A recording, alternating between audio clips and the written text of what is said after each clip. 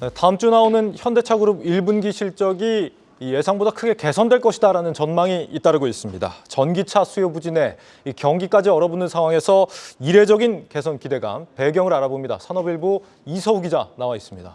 어서 오세요, 기자. 오늘 첫 출연이죠, 장중에는? 네, 맞습니다. 잘 부탁드립니다. 떨립니까? 아니요, 괜찮습니다.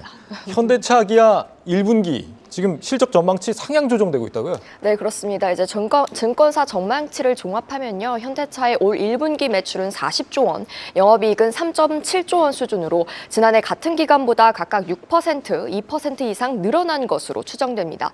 이는 당초 제시됐던 증권가 컨센서스를 상회하는 수치인데요. 기아 역시 매출은 지난해보다 약 3% 증가한 24조 원, 영업이익은 2% 감소한 2.8조 원 수준으로 시장 기대치를 넘길 것으로 관측됩니다. 이제 주목할 것은 수익성 지표인 영업이익률입니다. 현대차의 올 1분기 영업이익률은 9%대 중반, 기아는 11%대 중반으로 역대급 실적을 써내렸던 지난해의 높은 마진율을 비슷한 수준으로 유지할 것이란 분석이 나옵니다. 이렇게 개선된다고 보는 이유는 역시 환율인가요? 네, 그렇습니다. 1차적으로는 원달러 환율의 배경이 있습니다. 네. 현대차의 판매 비중은 내수와 수출이 20대 80으로 수출이 4배 이상 많습니다. 그만큼 환율은 판매와 실적을 결정짓는 최대 변수라고 볼 수 있는데요. 지난해 말 현대차는 환율 1,270원을 기준으로 올해 사업 계획을 세운 바 있습니다. 당시만 해도 미국의 기준금리 인하가 기정사실로 받아들여졌기 때문인데요. 하지만 1분기 원달러 환율은 1,300원 중반을 넘어섰고 또 어제는 장준 1,400원 선을 터치하기도 했습니다.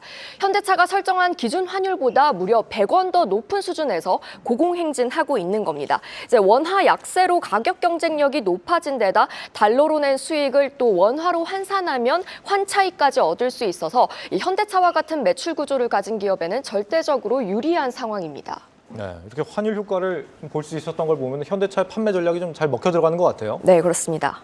네. 이제 현대차는 이제 환율 수혜를 극대화할 수 있도록 북미향 수출을 확대하면서 선제적으로 대응했습니다. 또 지난해 1분기 기준에 국내 공장에서 생산된 물량 중에서 북미 지역으로 수출한 비중이 한 59% 정도였거든요. 네. 근데 올 1분기에 66%까지 크게 늘렸습니다. 그 결과 현대차의 북미 수출량은 전년보다 3만 대 이상 늘어난 19만 대 수준으로 역대 1분기 사상 최대치를 기록했습니다. 특히 하이브리드와 전기차 등 부가가치 모델이 판매 증가를 견인한 점도 좀 주목해 볼 만한데요. 실제 올 1분기 미국 전기차 판매는 약 13,000여 대로 지난해보다 62% 늘었습니다. 물론 지난해는 현대차가 이 EV9과 아이오닉 6 등 플래그십 모델을 출시하면서 북미 공략을 본격화했던 시점이라서 단순 비교는 어렵겠지만서도 전기차 빙하기 속에서 신장세를 유지한 점은 좀 고무적이라는 평가입니다.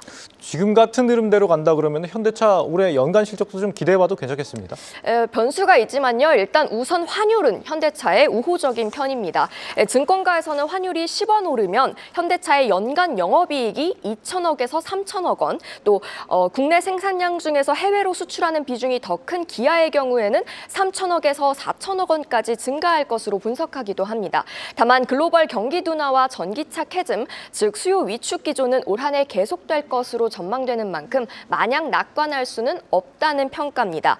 또 세계 1위 자동차 메이커이자 현대차의 최대 경쟁사인 도요타도 변수인데요.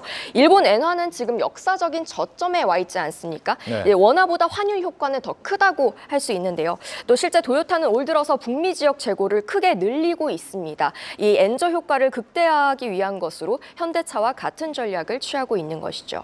네, 잘 들었습니다. 산업일보 이서우 기자였습니다. 계속해서 다양한 경제 이슈를 알고 싶다면 구독과 좋아요, 알림 설정 부탁드립니다. AI 캐스터 권미정이었습니다.